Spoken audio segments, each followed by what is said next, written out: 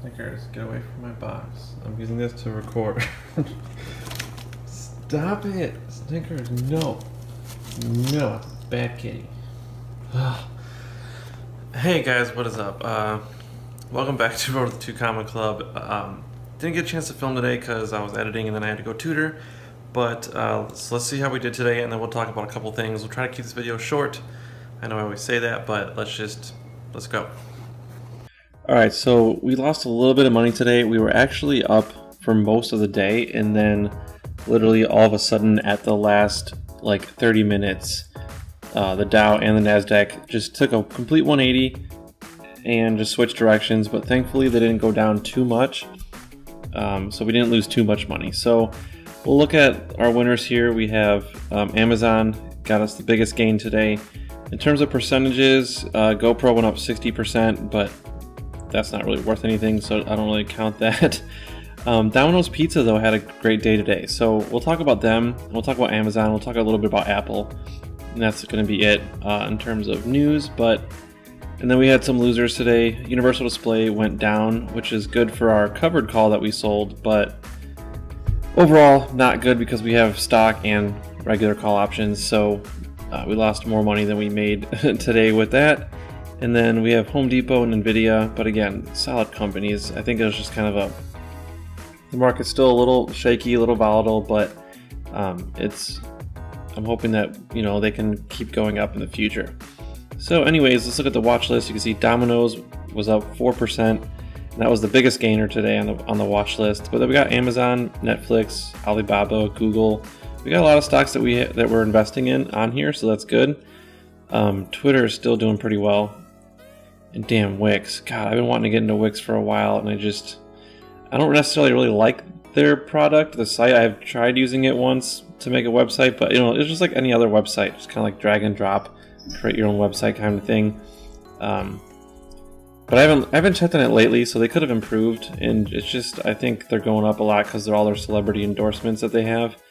And I would like to get in on that while I could, but I don't have any money right now. So then here's the second page. Let's just kind of skim through this. Groupon, still struggling to get back to that $5 mark. Hopefully they can do it. They've been advertising really heavily. Looks like they have that new spokeswoman who's really funny, and hopefully that'll help kind of keep it going. But let's just keep going here.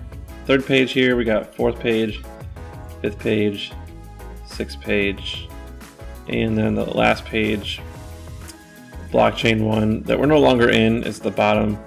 And then marijuana stock, Bitcoin here. I don't think Bitcoin did well today. I don't think cryptocurrencies did very well today.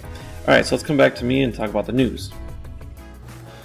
Alright, so we're going to start by talking about Apple, then we're going to talk about some negative things first, and then we're going to talk about hopefully some positive things at the end. I want to end up on a positive note because there's just so much volatility going on, so much uncertainty. A lot of people are saying, you know, the market's been running hot too long.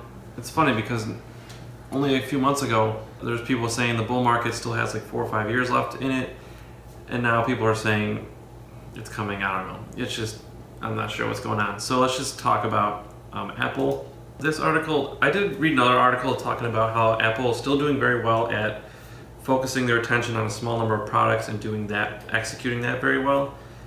Because like at a firm, I forget, but they still ranked Apple as like number one in in their industry or something like that. I'll have to look for that article. But anyways, what I want to talk about even more was iPhone profit at risk as Apple exploits cobalt mines. So this is an interesting article, and it's not a good one because it says Apple is trying to maximize their profits, minimize their costs on their iPhones, and they've been doing that by like going more direct to their suppliers. And with this move, it says that Apple plans to get closer to its cobalt suppliers, and cobalt obviously is a material, it's a precious metal, I believe it's a precious metal, but it's a component used to make like batteries, like lithium-ion batteries especially. So basically what this article is saying is they're trying to basically go direct to the source to kind of lower their cost, but the article basically says after this, there's really nowhere else for Apple to cut cost, and they're pretty much, their profit's going to be as high as it's ever going to be, and if other phones catch up, I guess like it's going to be trouble for Apple. But that's what this article says. So it is kind of interesting to note that. I'm hoping the only thing that can save it really is if their new iOS gets better and their phones just get better and people start to go buy them again. I do think they need to find a cheaper supplier for their displays, which I still don't know if they're going with LG or not. But we'll have to see. Their new iOS comes out next month in March, and so that's going to be the one that displays the battery life, which I don't think they said no one's done that before, so. And of course, Apple probably wouldn't have done that if they didn't get caught. But anyways, it might be a silver lining. Who knows? Now that they're doing that, maybe a lot of people will gain trust in them and will buy their phones so they can monitor their battery and stuff like that. But anyways, so I'll post a link in the description for this article. Definitely worth a read if you're investing in Apple. Now, moving on. This one is also really scary. So this article is called "A High Concentration of Tech Stocks is in an Index." is a danger sign, says this analyst. Now he says anytime stocks in one sector represent more than 20% of the index, there is danger. This guy says Bill Smead. The excesses of this bull market are in the glam techs like Amazon, Tesla, and Netflix. And he says there will be nothing to stop the bleeding when these large cap tech company stock prices come down in the next bear market. Now the big question is, when will that bear market be? And that's really the $1 million question, isn't it? I mean, if we all knew that answer, we'd all be rich by now. So that's really the thing. And like my gut is telling me that yes, there will be a bear market soon, maybe within the next 5 years. It could start next year. It could start, I would hope not this year, but it could start 2 years from now. I really don't know. But in terms of just what companies are doing, I still like Tesla, Amazon, and Netflix. I still think they have room to grow because they're still doing a lot of things that they haven't really started yet. And like Amazon has just bought Whole Foods, and they're going to be starting like grocery delivery. They're just starting that, and that could help them, grow their business within it could take 3 or 4 years, but it could be growing like incrementally until then. So we could have maybe a few more years of growth with stocks like Amazon. But this article basically says, he pointed out that Amazon and Microsoft and Intel, I believe, made up like 25% of the gains for the S&P 500 or something like that. Let me try to find it. Well, it says Amazon and Netflix have surged 26 to 46% so far in 2018, whereas the S&P 500 only notched 1% gain over the same period. So that's not really a good sign. But I did read somewhere, I don't know if it was this article, but yeah, like they basically made up like 25% of the S&P 500's gains so far this year. So like those Amazon, Microsoft, Intel, like that's just 3 companies making up that much of a gain is a lot. But anyways, maybe it's for good reason though. So who knows? Like I said, let's move on. Speaking of Amazon though, they did launch their plant store. Let me actually grab the camera. So they did launch their plant store this week, which I didn't even know that they did this. And that's really cool. You can now buy plants on there, and like the prices are pretty competitive. And I love bonsai trees. I just always had a fascination with them, maybe because I make miniature skateboards, so I like all things miniaturized, but they're just really cool. They're like tiny little trees, and I actually have a couple fake ones in the house as decoration. But yeah, you can now get some of these, which is really cool. There's a big selection. I think that's, again, another thing that can kind of help them grow. And, that's really cool. And so let's just, they still got a lot of things going for them. So I'm not worried right this moment, but we just got to keep a close eye on it, I guess. Okay, so let's talk about Domino's. Let's put the camera back.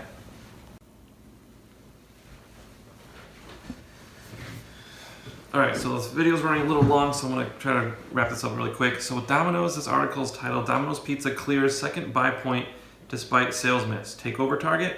So Takeover target, of course, that piques my ears because if you can get in at the right time with an option or even with the stock, you can make a ton of money if that does happen. But yeah, they reported mixed fourth quarter results Tuesday amid a report that the pizza chain could be a takeover target of Burger King owner Restaurant Brands International, which their ticker symbol is QSR. Now, I need to allocate some more money to Domino's calls because I do want to be there if that does happen. It's one of those gambles where if it pays off, it could pay off huge. And so if you haven't seen the channel, that we almost hit the jackpot with Whole Foods but I picked my strike too high. But if this could happen, and we could be in Domino's calls at a good strike, it could be huge, and we could make a lot of money. So, but the reason I still like their earnings report is their earnings per share did grow, and their revenue is also increasing, and their franchise comps were up 4.2% in their domestic locations. So the same store sales at this company-owned domestic locations rose 3.8%, and the franchise comps were up 4.2%. It missed some of the forecasts, but it went up. So when it goes up, that's good. I'd be more concerned if they went down, but still beat estimates. I'd be more concerned if that happened. So they are growing, they are doing well, and the CEO said this. The retail sales growth in domestic comps outperformed the high end of our stated 3 to 5 year outlook, and this, along with the tremendous net store growth, and an incredibly low number of closures, helps validate that our long-term fundamental strength is well intact heading into 2018. So that, I still like Domino's. I think they're doing very well, and I'm going to probably try to pick up a couple more calls with them. And also, speaking of Domino's, Bank of America incrementally bullish on Domino's Pizza after their Q4 print. I guess that means their earnings. But they raised Bank of America Merrill Lynch's Gregory Frankfurt maintains a buy rating on Domino's Pizza, and he raised the price target from $225 a share to $245. So, and then he mentioned the same thing about the store comps. And so we're going to leave it at that. And so, yeah, so Domino's still doing well. My final opinion on Domino's is that I'm still bullish on them for the near term. And so we'll see what happens. So if you like this video, please hit that like button and subscribe if you haven't already. And comment below if you have any questions or any opinions about Domino's or Amazon or anything I talked about. In fact, question of the day, I haven't done this in a while, but question of the day is, do you think, like your honest opinion, do you think we're going to be in a bear market by the end of this year or next year? Or do you think it's going to be after like 2020 or so? What are your thoughts on when the bear market's coming? Hopefully it won't come anytime soon. That's my opinion, or that's my wish. So I hope you guys had a great night, and thank you guys for watching, and we will see you tomorrow.